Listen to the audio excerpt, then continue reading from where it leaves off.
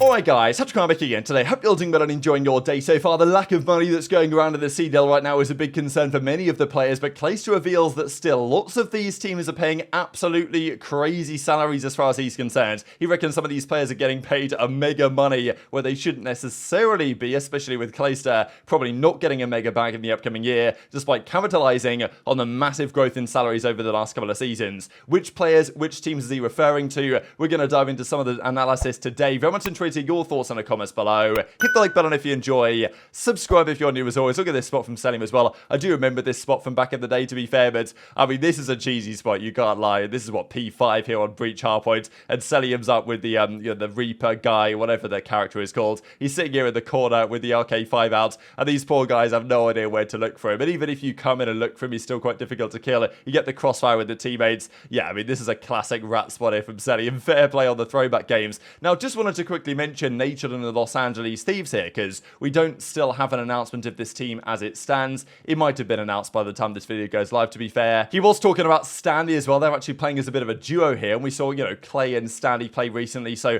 we still don't really know what the Los Angeles Gorillas are planning to do. We think we know what's going on with Thieves, but you kind of wonder whether this delay is meaning that there's potentially other options to consider. We think that Afro Joe Thieves is going to be the duo, but, you know, it's never absolutely guaranteed until it's guaranteed. Some nice shots here from Nature, actually. Wow, pretty good stuff there with the Sheriff. But Nature, we're going to get back to him in a second here, because a big talking point with Nade and Los Angeles Thieves, especially when it comes down to money and salaries for the upcoming season. This I also wanted to mention, because these 4 SMGs here might well go down as time progresses as the 4 best ever SMGs. Because if you look at the best players of all time, you've got Crim, you've got Karma, you've got Clay. I mean, Karma used to sub a fair bit, but he wasn't always a full-time SMG like Scump was. Obviously, Scump's right up in the mix there as well. Then you've got Formal, probably number 5. Then you've got like Aches and JCap, at least in my top 10 analysis, around about that point. But it's really only Scump as an SMG that solidified himself as, you know, in even the top 6, top 7 conversation of all time. Obviously, Scump's way higher than that.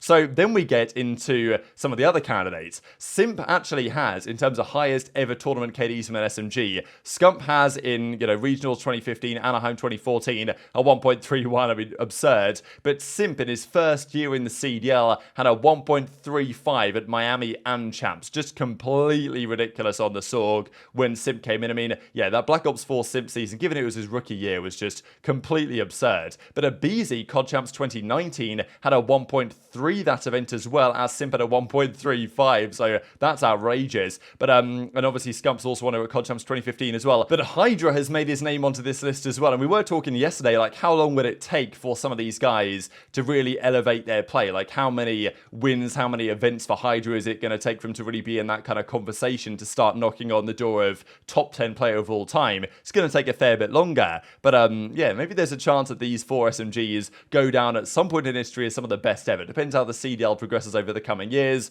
but we don't really expect Simp, aBeZy or HyDra to slow down anytime soon. There's other candidates. Obviously, Pred hasn't won the World Championship. He has won at events, and he's on OpTic, so there's maybe a chance there. And of course, Shotzzy's in the mix as well, but you know, is unlikely to be dropping numbers like this, because that's not necessarily the role that he is playing on the team. Now, Clayster has been known for making some pretty damn good predictions. This was an especially good one that was dug up yesterday when he was discussing back in like 2018, 2019 time about Simp, Shotzzy, and Illy. Players that, so Shotzzy had just started to make the transition over from Halo. He was playing Charles on Black Ops 4. Simp, of course, he was actually picked up onto E United with Clayster later in the year, and then Illy went on to play the next year with Shotzzy on Dallas Empire. But, you know, he went 4 for 4 here, because he says, yeah, Simp, Shotzzy, Illy, those guys are going to be running the league, and I'm not looking forward to it when, you know, they come into the Pro League. And then he says, Andrew Onyx, right, who was another player that he used to play with back then, he's like, oh, I'm not sorry about this Onyx guy. So, you know, Clay apologized, I'm sure, to Onyx. As he says in here in the replies, like, I've already apologized to him about this 10 times. Like, I kind of, you know, did him dirty on this one. So I'll share this clip for you guys. And in addition to Clayster's other prediction, that frankly, the salaries we're currently experiencing are rather too high. Dude, once these kids start going to land, they're gonna actually be good, and it's gonna piss me off. Infiltrate, identify, and destroy. Well, I don't know about Onyx, but Shotzzy, Simp, and Illy. Shotzi's disgusting. Yeah, This guy is the fastest. Shotzi's- I've never been punched faster. I thought he was. Every time he punched me, I was like, dude, I just got. We would win tournaments in BO2 and make $2,500, $5,000. Like, you know, it's good money for somebody that's trying to, like, who's working minimum wage and stuff. Yeah. But like, it wasn't a living. Like, it wasn't. You had to win tournaments to pay your rent. Like, that was the type of time we were on. Right. Like, we had to win to pay for our bills, and that's not sustainable, right? Yeah. And so I think really, like, when I won my first ring in AW and made $100,000 from it, that's when I was like, oh, I can make like a living Yeah. off of Now this, I can be like set off doing this. right. And we didn't really start getting salary until around AW as well. I remember we won 7 out of 8 events on Complexity, and going into Ghost, Complexity offered us $500 a month salary, and that was huge. Oh, that was like big. That was actually a good thing back then. We were gassed, bro. We were like, our Holy rent is shit. paid, yada yada, $500 We rent. ballin'. Dude, we are balling. Dude, and then like AW was like $1,000 a month on NV, and then Denial didn't pay us shit. FaZe started paying us like $3,500 when we joined FaZe and AW, and so then like it started creeping from there. And like once we were making like $3,500 a month, then the next year went up, like all of a sudden Zuma and John are getting paid $20,000 a month, and it's just like everything starts leveling up. Bro, everything starts going crazy and parabolic, and that's really when I was like, all right, like I'm gonna ride this wave. And I mean, from the beginning of E United, like the end of FaZe, beginning of E United, all the way up until my Legion year, I was making insane salary, like just absolute insanity salary, and that we should not have been earning. Like, Now relax.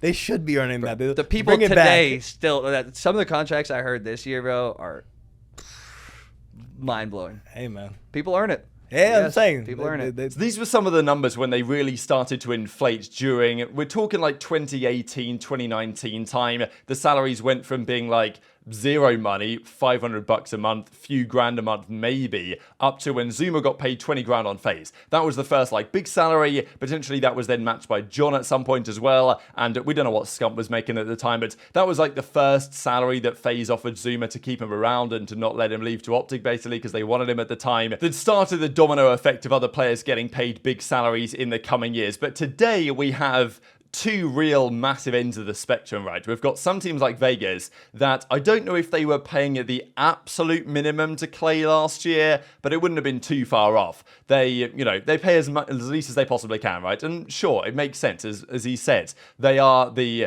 most profitable team in the CDL, apparently, by paying the least money, right? They're losing money, but they're losing less money than everybody else. So in terms of profit, they're less negative than most other teams are. So, you know, fair play Paris. Now, Vegas, right? Is that going to work out in the long term? Probably not. Are they going to be able to generate some of the revenues that other teams are hoping they can scale by their bigger brands and everything? Probably not, but that's their current philosophy. We even then got this recently from Octane back at the start of July, who said that Envoy had turned down a $400,000 deal from Boston, which is, if that's true, that's mega. And you've got to wonder what Envoy would be getting on Toronto to decide to turn that down. And maybe if you're getting offered, you know, 400k here, 300k here, or 250k here, 350k here, like, you might just join the team that's had the better chance to win, because you might make that up in prize money, and, you know, at some point the money doesn't, you know, matter that much when I guess you're talking of numbers on this caliber. But still, like, those are some of the numbers that apparently are still going around.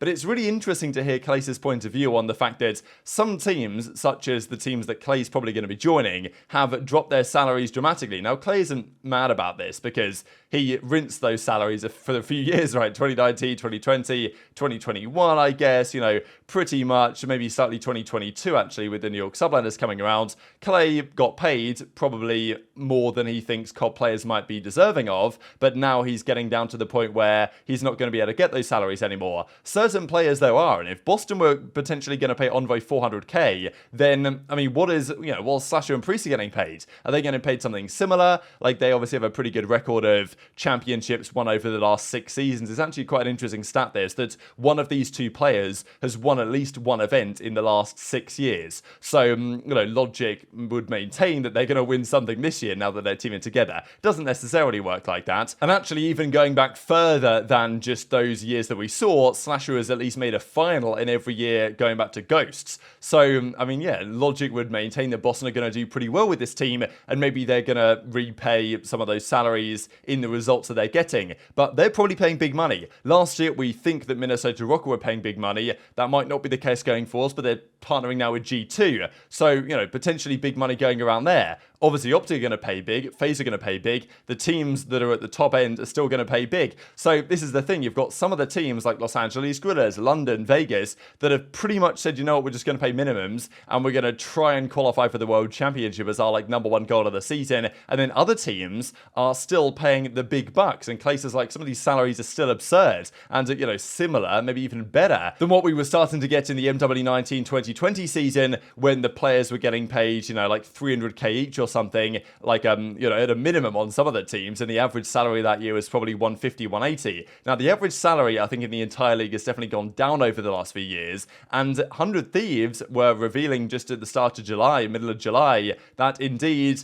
they're losing a lot of money on their program. They lost $2.5 million on their team the year they won the World Championship, and they're having to cut back. They're dropping their players this season pretty much because they can't afford to pay them at what they have been paying them, and their new team, we believe, is getting paid, you know, maybe 6 figures, 100, 120, something like that. It's you know, not the minimums, but it's not anything completely crazy like we're getting elsewhere in the league. So I guess the question is, with what Clay is implying, that is there going to come a time where other teams have to effectively follow the lead of 100 Thieves? Because other organizations that we have, you know, obviously you can imply which these guys are going to be. Drazah even mentioned when he chose to join FaZe that OpTic offered him more money than FaZe did, but he went to join FaZe anyway. So, you know, I think you can probably safely assume that in terms of salaries, OpTic probably pay the most in the league. We don't know what Pred's going to be making, but it's, you know, got to think it's pushing 300k if those are some of the numbers that have gone around for Envoy and the like that have been mentioned over the last couple of months or so. And maybe for OpTic, given all the brand partnerships they have, that's sustainable. But for teams like even FaZe, I would say, but certainly when you get down into the other teams in that mix, I mean, New York Subliners, there were rumours, I don't think this is true, but there were rumours that HyDra was getting paid like 500k.